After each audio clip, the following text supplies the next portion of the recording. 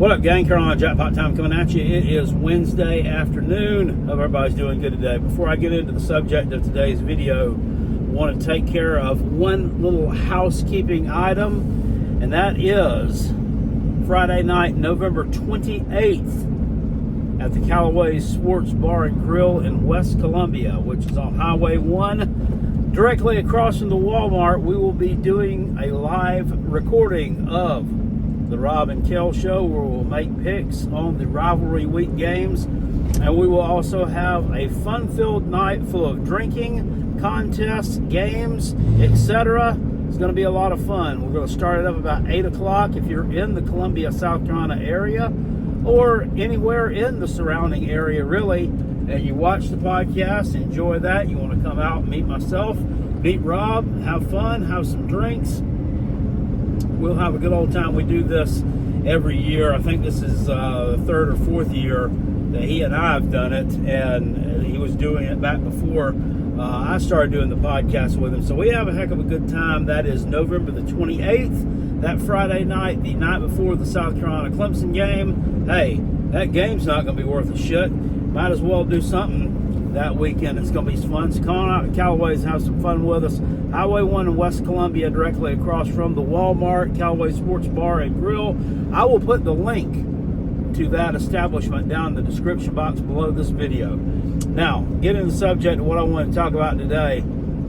I hadn't jumped on here and made any videos this week much after Sunday. I just been kind of They say it's a long season. Well, it seems like a very short season, college football-wise, in terms of your team. If your team is playing well, it's fun, right? I mean, time does fly by when you're having fun. The old saying is true. Time flies when you're having fun. When it's not fun, it just drags on and on and on. And this football season is kind of starting to drag on and on right now. We played 9 games and got 3 left on the docket. South Carolina sitting here with a fucking awful 3-6 record. Fired offensive coordinator, which was 3 or 4 weeks too late. Probably never should have been hired. Definitely never should have been hired to begin with. And that's one of the things I wanted to talk about too. So they're talking about this offensive coordinator hire. Shane Beamer's got to nail this one. He's got to knock it out of the park. Well, there's one thing about that. Shane Beamer's on the hot seat. There's a lot of smoke around him, a lot of smoke around his job. Nobody in the fan base is happy. And I can guarantee you that if the fan base is upset, the big brass is upset too. Normally when these coaches get on this kind of hot seat, the fans are not at rest, they're not in a good place, you're seeing a lot of vitriol spurred, especially toward the head coach. Your athletic director will go out and release a statement of approval for him. Like we're giving him some more time type of announcement. Sort of like what we saw last year with Billy Napier at Florida from their AD Scott Strickland, and the AD at Florida State this year kind of gave head coach Mike Norvell a note of approval through the end of the year. Well, I haven't seen any such come out for Shane Beamer as yet. Now, I'm not saying that, hey, he's probably going to get fired, you know. Well, I would say that that's still being evaluated. I would say that it absolutely is, because, guys, I don't care what the history is. You've got a new sheriff in town. You have a new athletic director here. This guy's looking to make a mark. He's not here to, he's totally out of left field. This is not a former Gamecock. This is not someone with former Gamecock ties. This is not someone with a bunch of buddies here in South Carolina that's connected to. He's looking to make a mark. I'm quite sure. And that mark is building a successful athletics program. What sport brings in the most revenue for your athletics program? Football. Right now, you're not seeing a dip in that revenue because fans are still buying tickets. They're still showing up. They are still selling out the stadium. A lot of that has to do with the fan base being extremely loyal. I will say that. A lot of this year has also had to do with home games against some marquee names. You know, Oklahoma and Alabama were marquee names. Vanderbilt and Kentucky, not so much, but those games were earlier in the season, and there was still some hope there. I guarantee you, if you had played Kentucky the week that you played Oklahoma, you wouldn't have seen a sellout. If you'd played Vanderbilt the week that you played Alabama, you wouldn't have seen a sellout. But for the majority, the fans are still invested in the program. They're still buying in the program. They're still hanging on to hope in the program. I think that's why you saw so many Gamecock fans at LSU. I don't think it was because they all wanted to go party at New Orleans. Oh, it may have been. You know, I don't know. That's not really my thing. You know, I'm kind of past that stage of life, but that's a long trip to make. There were a lot of Gamecock fans there. Surprised the shit out of me. I'm sure there weren't that many of them in Columbia, Missouri. It's not exactly like a tourist destination, but I digress. But things are gonna have to change very soon. We can't be putting this kind of product on the field. 4-8 records, 5s and 7s, 2 out of the last 3 years is garbage. It's garbage, and it doesn't have anything to do with the offensive coordinator.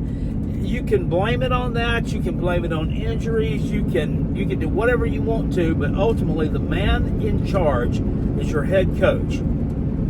And that position needs to be evaluated. To me, and in my opinion, it needs to be opened up. Meaning, you need a new one. And yeah, I know we got a ton of coach openings this year at Carolina Jackpots. You're not going to get the cream of the crop. We probably wasn't going to get the cream of the crop anyway. Stephen Orr Spurrier, that was a once-in-a-lifetime hire at South Carolina. Hell, a guy like that would be a once-in-a-lifetime hire anywhere.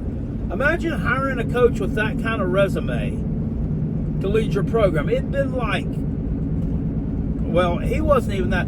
I was about to say it would have been like when Alabama picked up Nick Saban, but I don't even think Nick Saban even had the track record that Spurrier had through his time at Duke in Florida when he came on board at South Carolina. We could say that it was close to even. Okay? It was like Urban Meyer landing at Florida. You're not gonna get, or at Ohio State, excuse me, after he built himself up at Bowling Green, Utah, and Florida, and then took a few years off for that heart attack deal. Those are normally once-in-a-lifetime hires for programs. You ain't going to find somebody like that. You're not going to get the marquee. You're not going to get the name that you want. It's going to require beating the bushes, interviewing, talking to people, going out and finding an off-the-radar candidate and knocking an absolute grand slam out of the park with this individual. What's wrong with going to the group of 5 and bit? Yeah, I know. Well, Carolina Jackpot, people like Billy Napier came from the group of 5, and you know, well, so did Kurt Signetti at Indiana. They're not all going to be doo-doo hires. You have to find the right one. And I would start looking at schools that are running good college offenses first and foremost. I'm not even talking about the offensive coordinator deal right now, because I'm done talking about that offensive coordinator deal. Because Dingaling Beamer can go out and he can hire, this guy could screw up a wet dream. First of all, his track record of OC hires speaks for itself, and it's not good. None of them have been any good. One could make an argument that Dowell Loggins was good. Dowell Loggins was good because he saw what kind of quarterback Lenoris Sellers was, and he allowed him more freedom to play to his strengths. I mean, that's basically it. I mean, his play calling was rather vanilla. It was better than what Mike Shula's was by a country mile. And if push came to shove, I would absolutely take him in a heartbeat over Mike Shula. In fact, I was looking around a few games ago like, where's Dowell Loggins at when you need him? But by no means is he a good college offensive coordinator. Just wasn't. Yeah. But I would suggest to him, stay away from these NFL guys. No more. No more.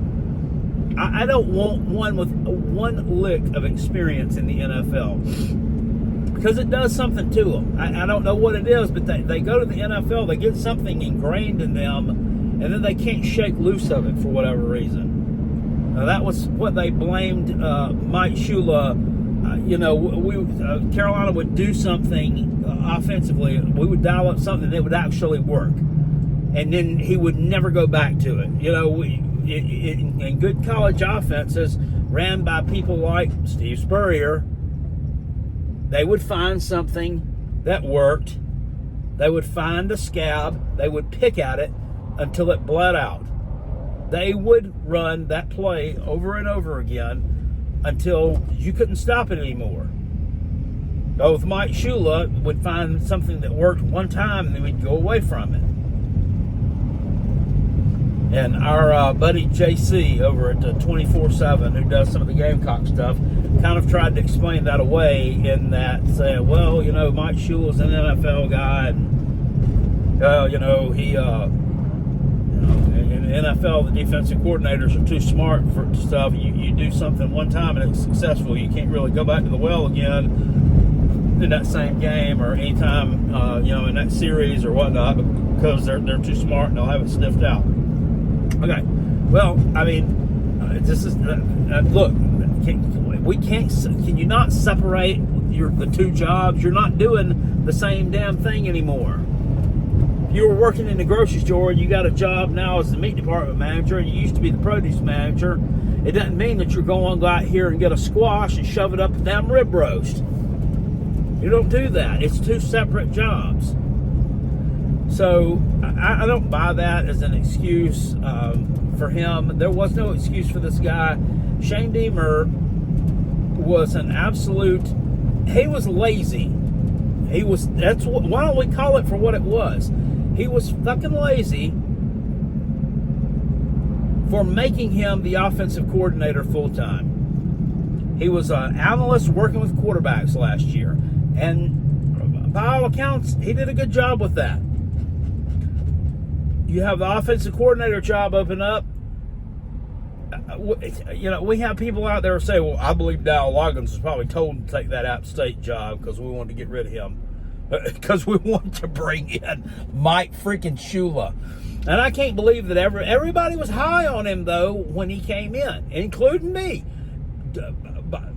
Because, what were we supposed to think? What else were we supposed to think? Hey, this guy, he was a former head coach at Alabama. I know it didn't work out as a head coach, but lots of guys that ain't good head coaches make good coordinators. This guy's worked with quarterbacks in the NFL, and he's done all this, that, and the other. And turns out he wasn't any good. He's not a good communicator and just an absolute turd. And had some kind of nervous problems on top of that. And I'm not throwing off on the guy for having nervous problems or anxiety. I have anxiety problems too at times. I don't want anybody making fun of me, throwing off on me for it, but there are certain positions that you can't really do effectively until you have that under control. And you can kind of tell in his press conferences that he was anxious and that he was kind of nervous and maybe a little bit more on edge than what he should have been. I don't know. But with Beamer, you would think that he would have enough contacts, friends, confidants, contemporaries in the coaching circles that would have told him at the time, no, Shane, no, No, this guy's adult. No, do not do it. No, go out there, put an ad on Craigslist. Put an ad out on Indeed for an offensive coordinator. Take a classified ad out in the state newspaper. No, whatever you got to do not hire this guy. Somebody, it seems like, would have told him that. So did someone tell him that? Maybe he just didn't listen, or did everybody just kind of look back and laugh at him and say, this guy's an idiot, look who he's fixing to hire? I think it might have been a little bit more of the latter. I don't think that he's really that well liked in coaching circles from the things that I've heard. And I first started to kind of hear this last year, or maybe it was 2 years ago. And then I kind of got into a little sparring match verbally with Kentucky Sports Radio's Nick Roush on the That SEC podcast thing with cousin Shane and what's his name, Michael Bratton. Well, he comes to find out. He comes to tell me that Shane, we really don't have any respect from any other head coaches out there, and I know this for a fact. So I kind of dove into it, and it turns out that might be true. I don't really know why, though. Nobody should really tell me why. I don't know if it was because maybe there are a lot of coaches out there that feel like he was maybe born on third base and really didn't pay his dues to get this job. Well, I mean, he tooled around as an assistant coach for a long time, but he was never really a coordinator. And I mean, I think he was kind of like the recruiting coordinator at South Carolina, and he's kind of just bounced around several different schools. Actually, he's worked for some pretty good head coaches. I mean, Kirby Smart, Philip Fulmer back in the day, Steve Spurrier, his dad. So I don't know. I don't know why he hasn't picked up on some of what they were putting down, but this has not worked out through the first 4 years and 9 games, and I have serious doubts that it will. If he's able to make it work, and he's able to become a successful head coach here, it would be, in my opinion, one of the biggest comeback stories ever. And I'm not exaggerating. I mean, he is that bad to me, and is that far gone. I hate making these. I don't enjoy this. I don't enjoy making these kind of videos and kind of, speaking the truth like I'm running somebody down. But man, the proof is in the pudding, and us around here, we are tired of the losing. Now, why can't we win? Why not us? Why not us? Why not South Carolina? There is no reason that South Carolina should not be competitive and, during the pop years, a double-digit win program in the SEC. Okay? We've been in the SEC for it's been 35 years almost. 35 years. You've made one SEC championship game. One. Now, that's better than some. I mean, there are some out there in this conference that haven't made it to any. There's some that haven't made it to any. But some have made it to multiples. And you should be one that has made it to multiples. We're in a kind of a talent-rich part of the country, and I know not all of it is in South Carolina, but you've got some border states around here that have a lot of talent to pull for them. You've got the transfer portal now. You have resources, you have avenues. South Carolina should be better than what they are. I mean, let's look at some of these programs. I mean, you've got Vanderbilt. I mean, Mizzou. I mean, these teams, Ole Miss. These are teams in the SEC that were mediocre. Tennessee, even, we can throw in that category. All these teams were mediocre, but they've leveled up and they've gotten their programs to at least above average levels. I know Vanderbilt is just some recent success, and there are some people out there who will say, well, it was just because of Diego Pavia, and that's a one-man show, and once he's gone after this year, they'll go back to the shitter again. Will they? I don't know. I don't think it was all him. And just based off of where they had been previously, I mean, it's not just a good story. I mean, it's almost an absolute miracle. But was it really? Was it really, or was it all just about having a good plan, making the right hires, spending your money in the right places, and just being smarter than everybody else? Maybe so. I think Mississippi State is on the way up right now with Jeff Levy. I think if Arkansas makes a good hire, Arkansas will be on the way up. And that, by the way, good hire to me is not one Bobby Petrino. I surely hope that they don't make that retread their head coach. My gosh, he ain't won an SEC game yet since he took over. So no, he ruined the program at Louisville. I mean, he's an absolute joke. Yeah, absolute joke. So that would not be the way I would go. I certainly hope that's not what they're planning on doing there, just because they think they can't find somebody any better, because they can. That's a good job. I mean, it's a good job. Arkansas has had a good, rich history in football in the past. It's only in the past 10 to 12 years that they've really just kind of bottomed out. But South Carolina's been bottomed out. We've been bottomed out for a long time. And if they don't do something here, we're going to continue to be at the bottom. We're going to be a turd floating at the bottom of the toilet that's just never going to be able to rise up and do anything. Not a great analogy, but you get what I'm saying. I'm running out of things to say here, but something needs to be done, guys. We need to, seriously, I mean, something needs to happen at South Carolina. We're tired of this. I'm tired of losing, tired of having losing seasons. I'm tired of being in week 9 and having nothing to look forward to, except maybe we can beat Clemson. So we're not going to a bowl game. We're not having a winning season. We're not doing any of that. To make a bowl game, you got to win your last 3 games. You aren't going to. You are not going to. There is zero. I don't like to say zero chance, because I always like to say there's always hope. You have 0 chance next Saturday in College Station, Kyle Field, against Texas A&M. No shot. No shot. You got no shot. None at all of winning that ball game.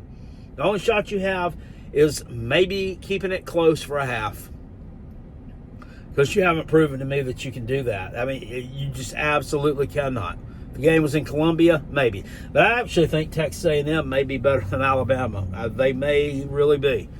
They may be. So we'll see. That's going to be good. It looks like those two are on the crash course for the SEC championship game, and I guess it'll be settled as to which one of them is better. But we know who's not going to be in the SEC championship game once again, and it's South Carolina. Why? Because we can't win, but we deserve to win. What's it going to take? I'll see y'all later. Appreciate you. Peace. I'm out of here. Go Gamecocks. Woo!